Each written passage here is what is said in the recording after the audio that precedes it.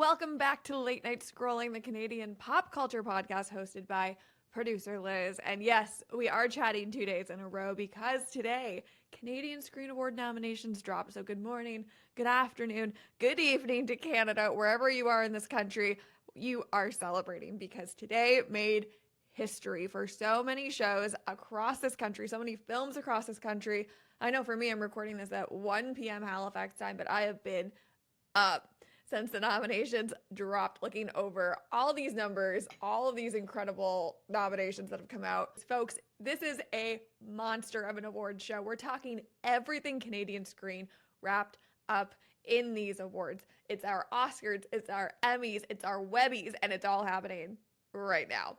So, if this is your first time following Canadian Screen Awards, this is your first time tuning into my coverage of Canadian Screen Awards, allow me to give you the disclaimer that I give every year, which is if you're expecting Oscars coverage, you will not get it here. Throw out all that American awards system theory out of your head. We are not in the same ballgame as the American award circuits, okay? Let me give you the total number of projects that entered for nomination because it is staggering. In film, 265 contenders were submitted for these awards. 81 feature films, 45 feature documentaries, and 139 short films. And across television and digital media, 433, yes, 433 titles were entered for consideration. That's 364 television titles and 69 digital media titles. Okay, we almost had enough television titles to watch a different one every day of 2024. Y'all, the number of hours of content that went into just creating these nominations is more than any one person could have watched on their own in a year. This is a staggering amount of CanCon to go through, and yet we've been able to boil it down to 158 awards, which include those special awards and the fan choice. That breaks down into 31 film categories, 110 TV categories, and 9 digital media categories.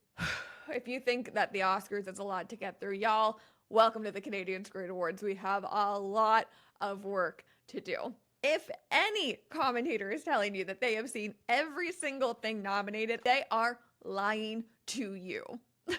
I do not believe a single person can handle watching all of the nominated content on their own. That is why newsrooms exist. That's why editorial teams exist, to take chunks and watch them and analyze them and create coverage and content for all of you. Alas, I am just one person who was up at 7 a.m. like the rest of the country to get these nominations. Technically, it was 8 a.m. Halifax time. I've been doing my best over the past year to follow these projects as they've been airing, and even I get confused about some of the nominations and who was eligible this year and who will be eligible next year. It gets very, very confusing. But 4 hours into looking at these nominations, y'all, the blue light glasses are saving me, the coffee is saving me, and I'm ready to talk with y'all about what we are getting from this year's nominees because I've got a lot of feelings about it. So we're going to break it down by looking at these big buckets: film, television, and digital media. And I can summarize my feelings about these buckets with a phrase that we all know and love: screaming, crying, throwing up. So first, let's scream about these film nominations because, y'all, I am confused.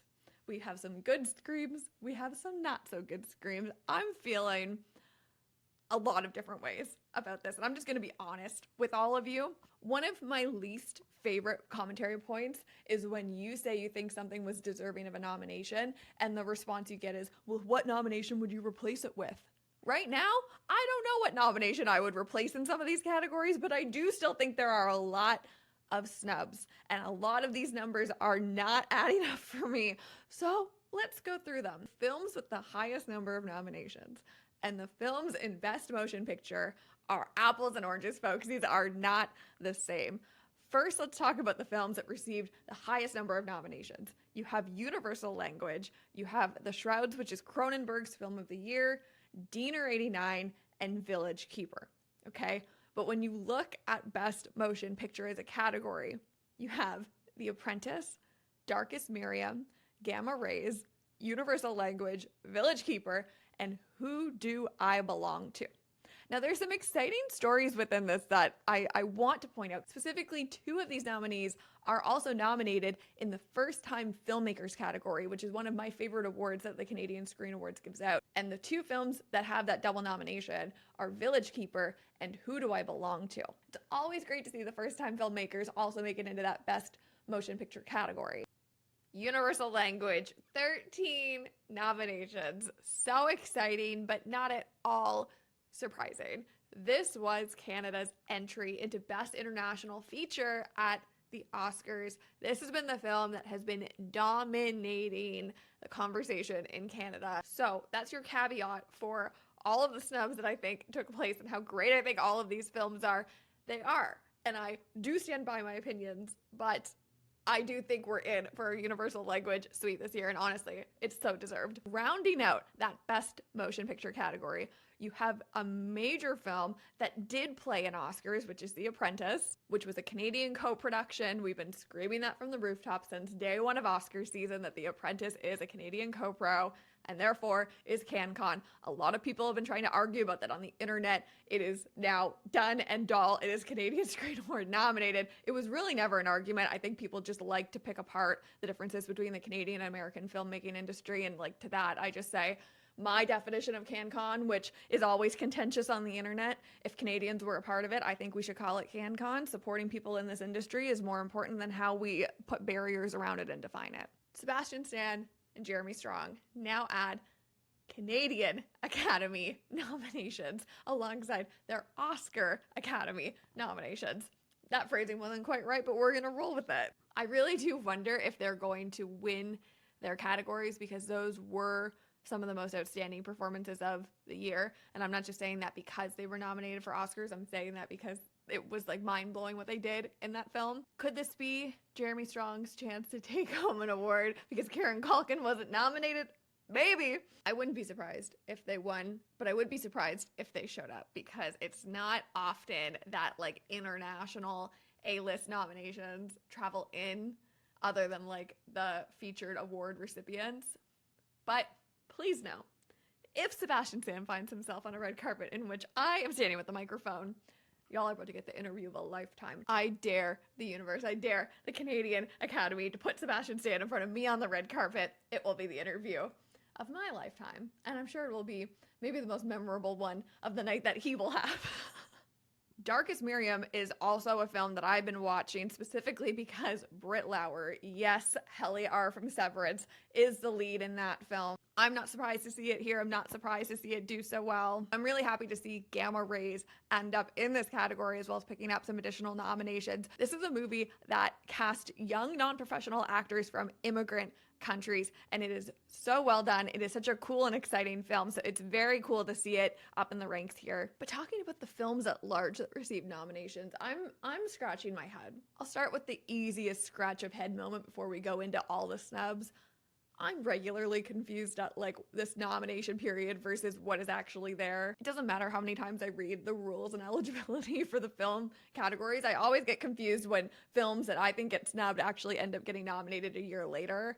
I can't tell if My Old Ass was not nominated or if it's going to be in the 2026 awards, even though it debuted in September. I also thought maybe Box Cutter would be here, but maybe Box Cutter is also going to compete next year. So those are 2 big question marks I have that I don't have the answers to right now. But there are a lot of films that, to be frank, I'm heartbroken about. Specifically, I Used to Be Funny, I think is one of the best Canadian films of the 2020s, and it received 1 nomination.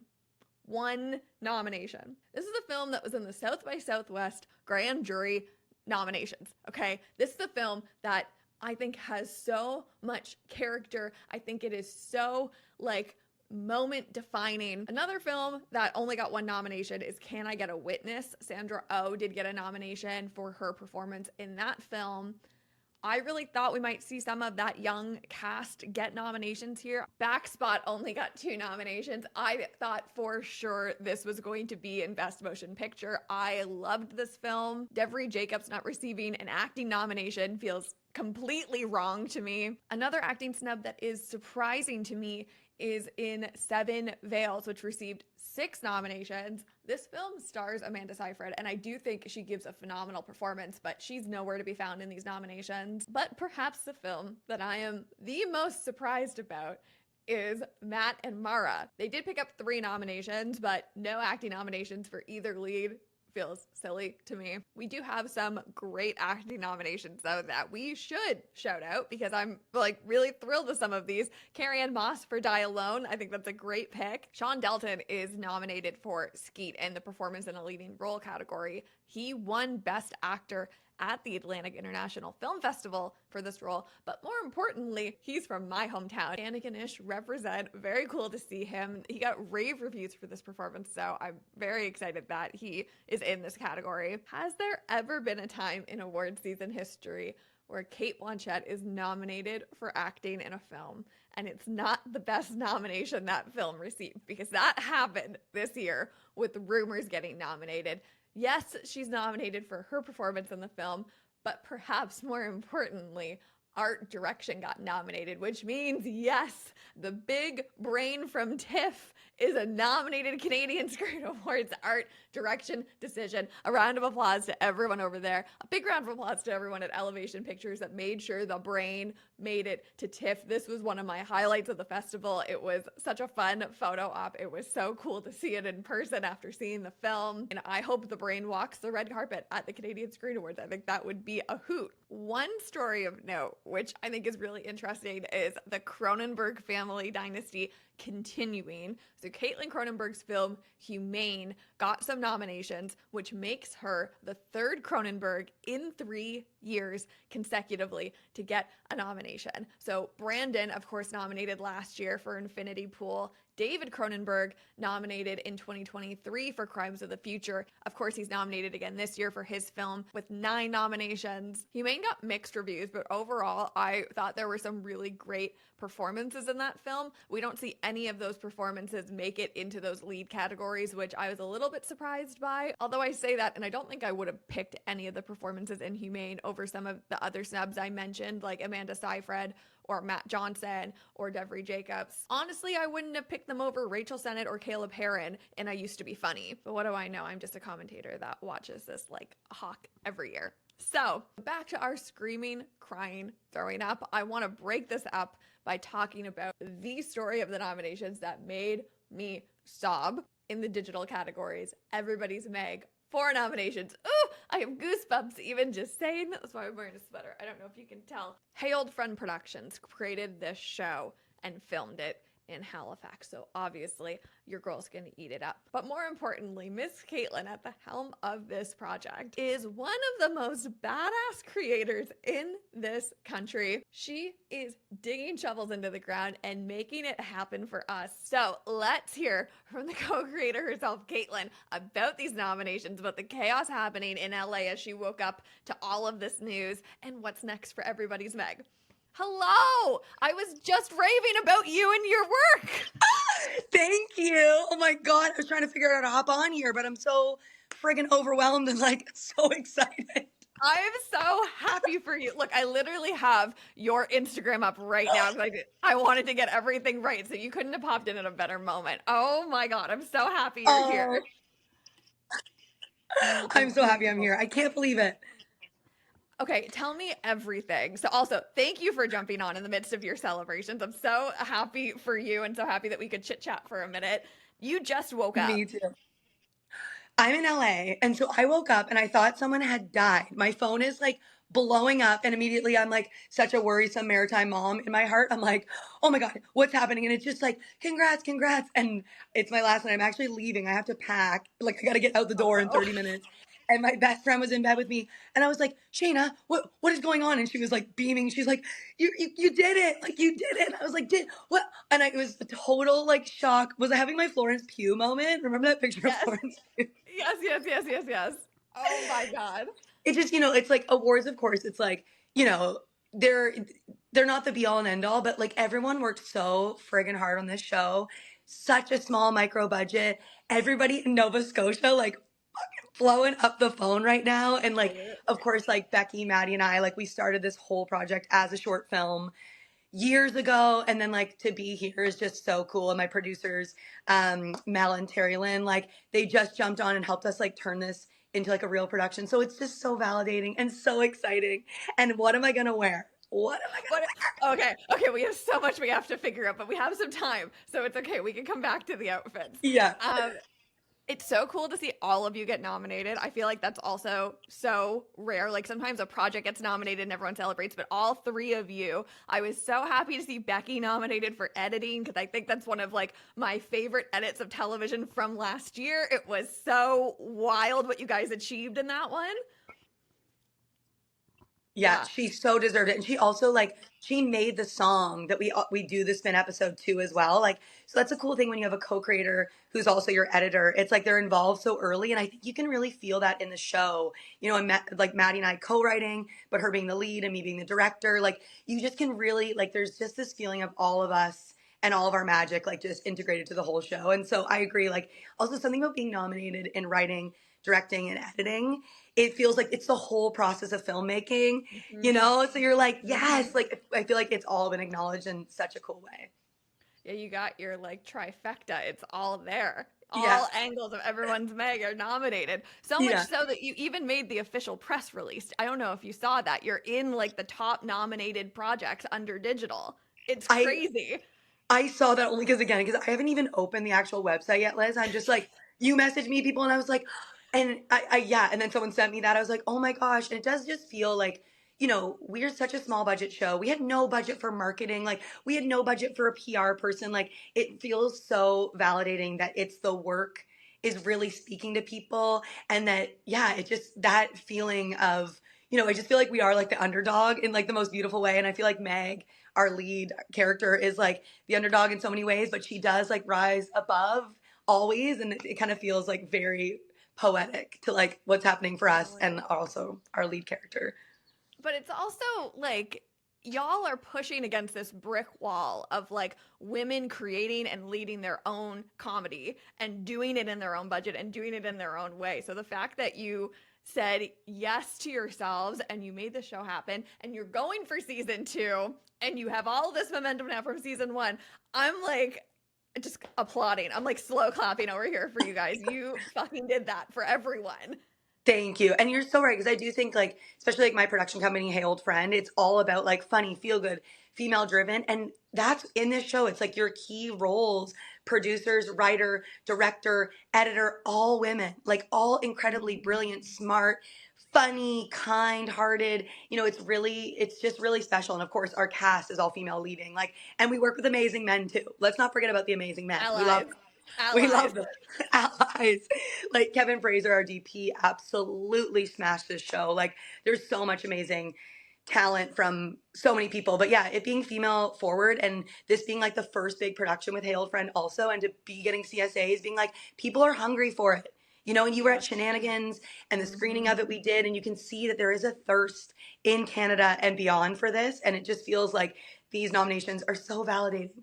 So let's bring home a win. Let's bring Let's home a bring win. it home win. Everyone vote for Everybody's Meg. Here's Do it. my last question for you. When are you doing season 2? Because is it in the middle of Canadian Screen Awards season? Are y'all gonna have to all be on a Porter flight to Toronto to get there and then get home to keep going? Like, what's going Porter, on? Porter needs to sponsor us. Porter, you hear it? We're going to be shooting probably. We're right now. Our outside dates are like end of May, beginning of June, but I'm hoping it'll be now beginning of June after the CSAs, and we're also waiting on Mhm. to hear back from the Screen Nova Scotia Awards. So I hope that we also get some love over there.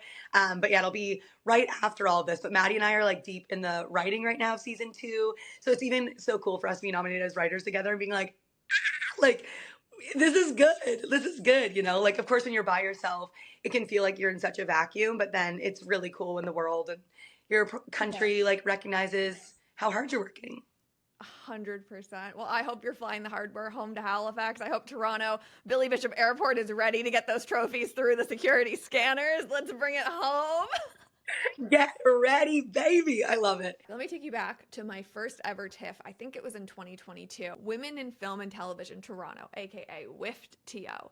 Every year at TIFF, hosts an incredible mixer where everyone in town gets together. And there's a group of us that met at that event a few years back that have found each other every TIFF since at this event. And we've talked about like the things we're working on, the things we're manifesting for our careers, the things that we want to achieve. And I met Mads at this unintentional little dinner that we have now had many years since. And seeing her go from someone trying to break into the industry to someone with multiple nominations across multiple projects this year, not just for Everybody's Meg, but also in supporting comedy. I have goosebumps. I'm so happy for her. She is one of the funniest comedic actresses in Canada, and she's getting her flowers. We love to see it. I don't even know how to be in the presence of a 3-time Canadian Screen Award nominee. You're so funny, 3! dude. How I are you know. gonna What hold them all in your wait. hands when you win? Like you're gonna do a Taylor Swift. It's so crazy. Like, what a weird, because it's also so weird as an actor because you do stuff like 2 years ago and then nothing happens and you're like, oh, whatever. And then stuff happens later and you're like, oh, yeah, I forgot that that's how it works. Mm-hmm. It's And now you're here so and you're like weird. the belle of the ball. You're like it's all happening at once. Definitely not the Oh, belle of the sorry. ball vibes right now. I'm like, got like massive, like, I haven't washed my hair in 6 days, so that's good. Real. No, that's real. That's real as hell, dude. Honestly, like I feel like I've lived 12 lives in the last 7 hours of trying to like get all of this together. So, but that's kind of the vibe of the show too, and that's why I think it's resonated with so many people is everybody's Meg is not about perfection. It's about like the life we're actually living. I know. It's so special to me, like, because obviously, like, working on it with everybody was just such a great experience, but like the actual story of it too is so many different elements of people that like I know personally and kind of everyone in their 30s that's like struggling. I feel like we really got to explore that in like a very authentic way. So, yeah, it's really special Yeah. for that reason, you know? Like it's And you're so nominated. Yeah, you're nominated not only as Meg, but like as a writer on this. yeah, Like the whole team is getting representation for why this show is so freaking good. The writing, the editing, the directing, the acting, like it it's all kind of came crazy. together here. I know, we're such a It's little so team fucking good. too. Like we're so Caitlin was saying tiny. it's like the micro budget in Halifax of the Canadian Screen Awards with 4 nominations is like that arc for y'all is real good. Insane. Like, honestly, was not expecting it. Was just like, whatever, Hail Mary. And so I'm so proud of the team, truly. Like, so proud. And so stoked to be Canadian right now, too. Hell yeah. Listen, I think like getting nominated at the Canadian Screen Awards is one thing. I think being recognized for comedic television and comedic digital in Canada is another thing too, because that's kind of like the bread and butter here of what Canada's up to is our comedy scene. And y'all really like struck a Totally. chord with this clearly because you made it. Totally. I mean, comedy's always been like what Canada is known for as having like a really alt comedy scene, which I love. And really for me has been perfect because I've always felt really supported in like doing weird comedy and kind of exploring that sort of side of things, and it really does excite me that it's being recognized and like that there's room for it here because I know there is, but you can get in your head about it, but it's like it's just such great feedback to know that other people find it funny, and like what a great feeling to just like make people laugh and be recognized for it. It's awesome.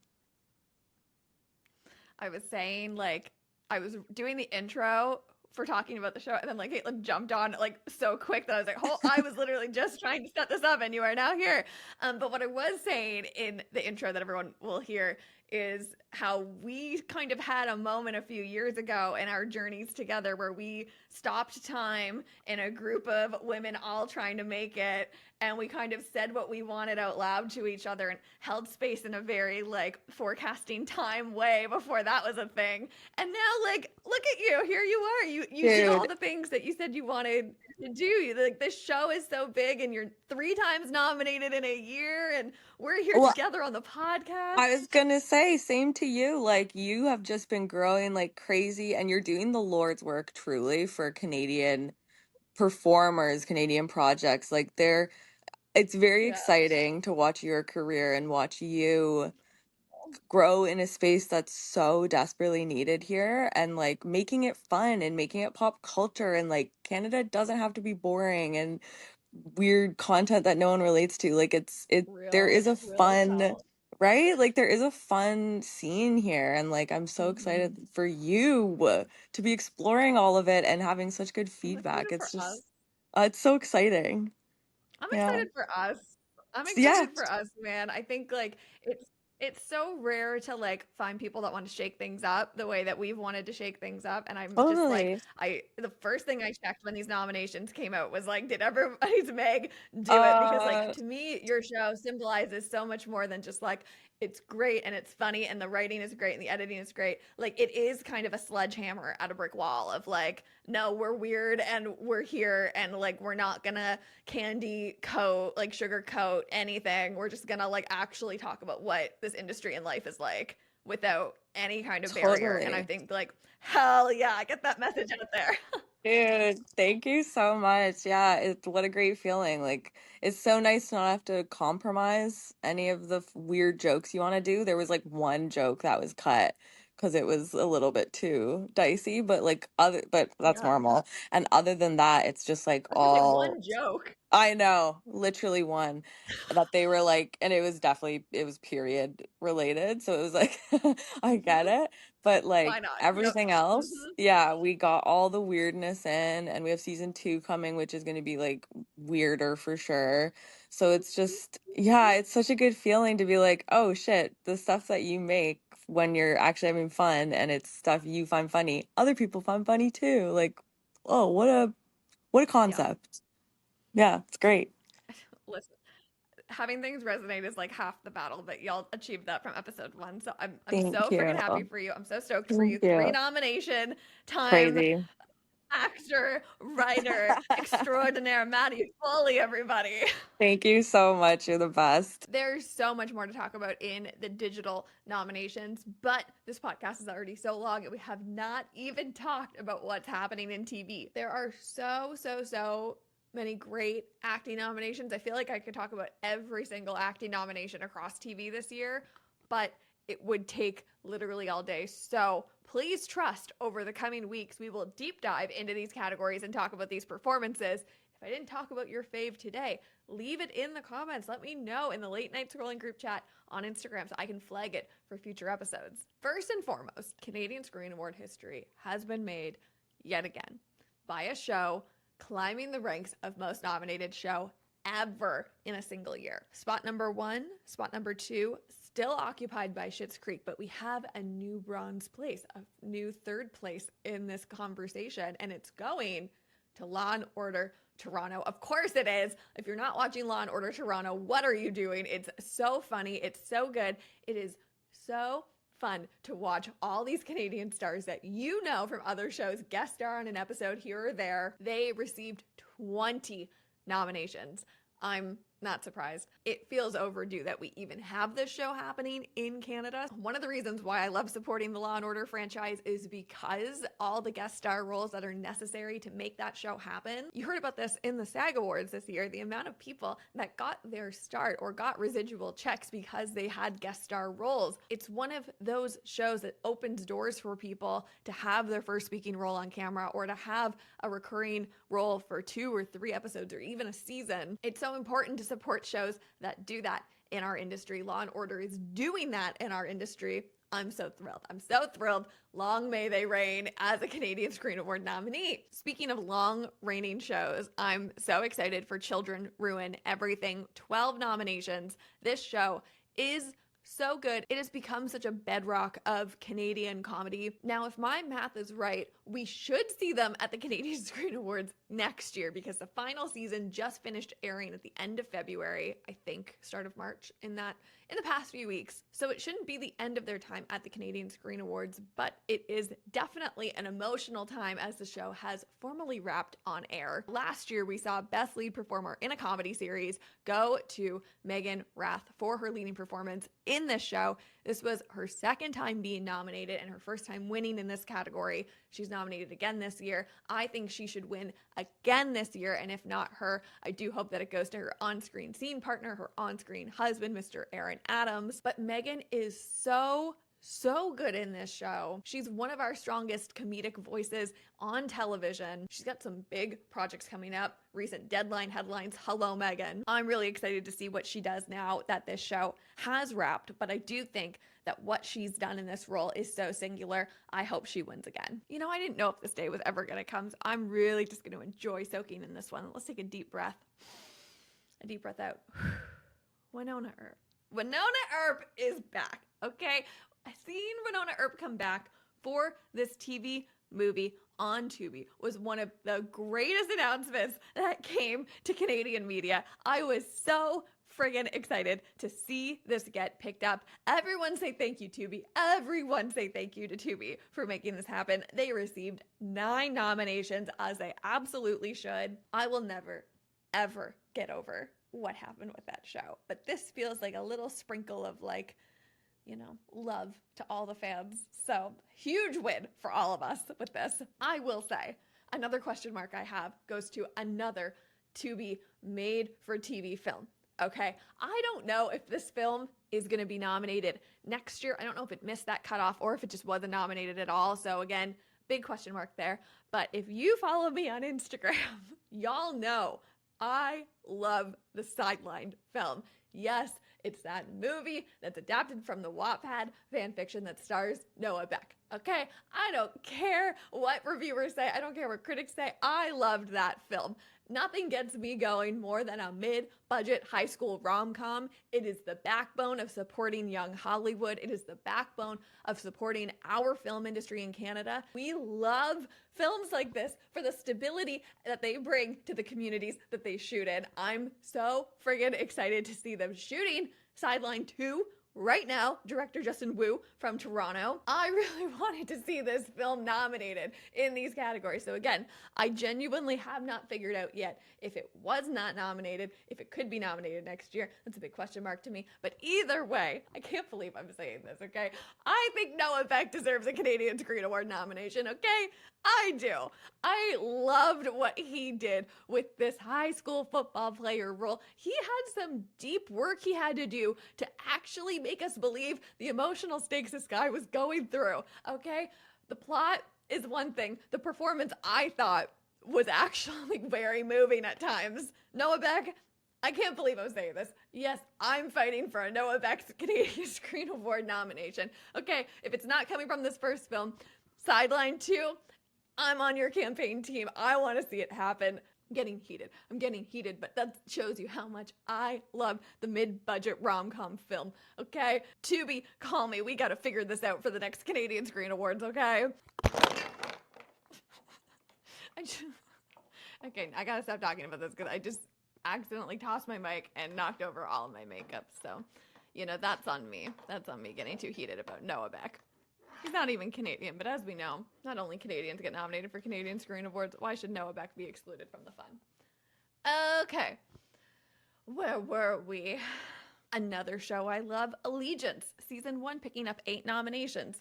Not surprising to me at all to see both Enrica and Supinder nominated for their performances. They are incredible in this show. I know some of you are waiting to binge watch all of season 2, and to that I say it's much more fun to watch it week by week, so I'm not going to spoil what happens off the top of season 2.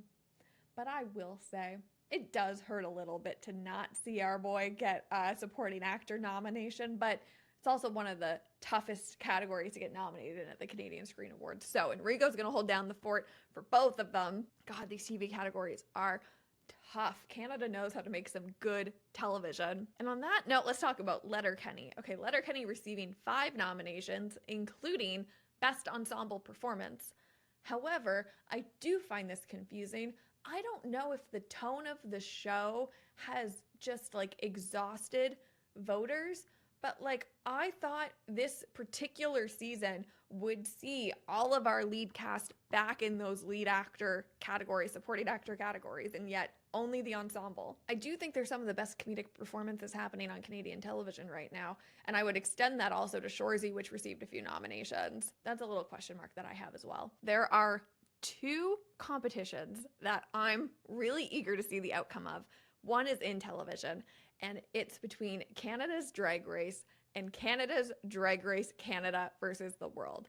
I'm really curious because those shows, when they're nominated, will they eat the voting pool that normally votes for Canada's Drag Race up, making another show in the category that's not drag win? Or do they have a wide enough voting base to not like eat all their own votes up and actually send one of the 2 shows to the stage to win? We know that Canada's Drag Race loves to win big at the Canadian Screen Awards. They are in fact a favorite. So I'm really curious about how that one's gonna play out, folks. Time will tell. Okay, rhyming off a few more of my favorite nominations here.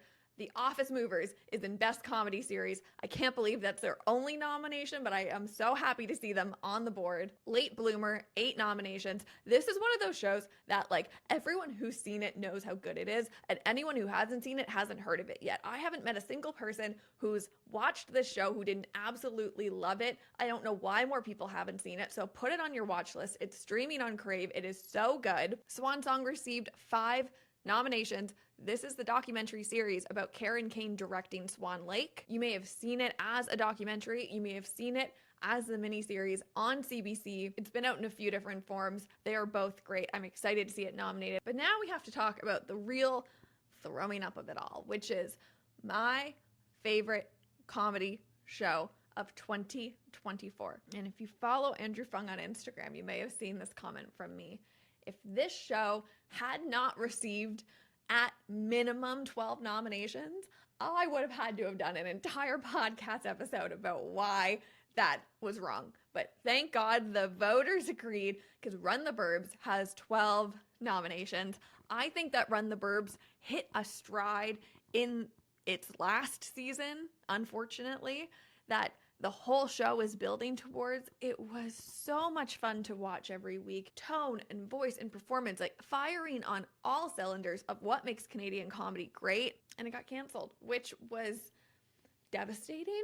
And this is one of the big problems that happens every year with the Canadian Screen Awards. And this is not the Canadian Screen Awards' fault. It's just a statement about what's happening in Canadian television right now. It seems like every year we get to the Canadian Screen Awards and we see these top nominated shows like The Porter, like Bria Mack Gets a Life, like Run the Burbs this year, that are firing on all cylinders, that are so beloved by Canadians, that are so good, and they are either canceled before the Canadian Screen Awards, canceled right after the Canadian Screen Awards, or canceled before the Canadian Screen Awards get nominated in the case of Run the Burbs. So you're telling me we're all gonna go to the Canadian Screen Awards and we're gonna celebrate the heck out of this incredible season, this incredible cast, these 12 nominations for Run the Burbs, and the show is just done. It's so frustrating. The Porter received like 18 or 19 nominations. It won Best Dramatic Series. Doing those interviews on the red carpet, it was like, how can a show be this good? How can this cast be so stacked? The writing of that show being so unbelievably good. If you've watched The Porter, like, you know that's one of the best drama series that's come out in Canada in the 2020s. Like, it's going to be, when we look back at this decade of television, one of the best, and yet canceled. And yet the best comedy series, Bria Mack Gets a Life, gets canceled. And yet Run the Burbs, 12 nominations, canceled before we even get to the Screen Awards. It makes me upset. It makes me furious. And I know I'm not the only one that feels this way. You also can't erase the fact that all of these shows are uplifting marginalized voices and communities and history in this country. It does not feel good, y'all, to see this happen again and again and again. So yes, we will celebrate the hell out of Run the Burbs because it was the best season of the show that got this nomination list, okay? But I'm not going to sit here and celebrate it without recognizing how crazy it is to be celebrating a show that deserved more time as it hit its stride and did not get it. That's wild. That is just does not sit well. Does not sit well with me. Nothing gets me fired up more than good Canadian television just hitting its stride and then getting cut from the airwaves. It's not cool. One of the last stories I want to talk about is in the documentary categories. We have the Tragically Hip No Dress Rehearsal, 7 nominations. Y'all know me. Y'all know I was raised on the hip. You know how much it meant to me to be on that red carpet, to meet the hip and talk to them and wear the Queen's jacket. Like, I'm so happy to see them get 7 nominations, but I will say this is also the second big competition that I am watching. And it's happening in such a niche category, but like when I saw it, I just like froze in my scrolling and was like, oh no. How do you put a documentary series that has so much writing and archival footage and just like hundreds of hours of editing this whole masterpiece together? And how do you put that beside what to me was one of the most moving interviews in Canadian pop culture history, which was Adrian Arsenault interviewing Celine Dion in the I Will Sing Again interview? How do you nominate those two things side by side?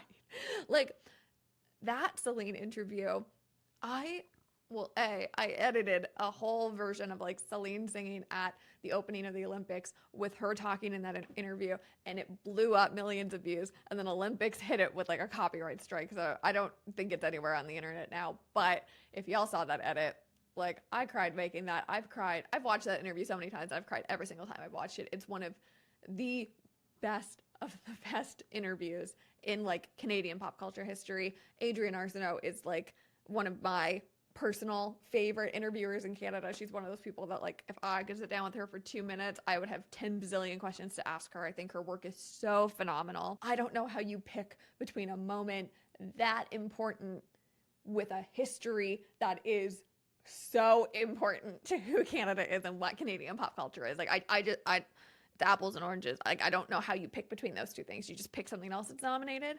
To me, those are two of the most important things that have happened in like Canadian pop culture recorded history. So I don't envy the voters that have to pick between those two, because that's to me that is the hardest choice to make this entire Screen Awards. All in all, looking at these nominations, another great year in Canadian media, another great year in Canadian pop culture. We didn't even have a chance to get into the Olympics of it all, which swept a bunch of the nominations as well. There's so much more to unpack in here. The good news is we have about 6-7 more weeks to dig in to all of these nominations and all of these shows. So if there are nominations that you're excited about, please let me know in the comments or on Instagram, so that I can make sure I'm covering the shows and movies and TV and everything that y'all want to see. This is the time of year that fills my battery back up to 100%, because I'm reminded of just how clever and smart and scrappy Canadian media is. No one gets to these awards without a fight. You heard Caitlin talk about that, how this show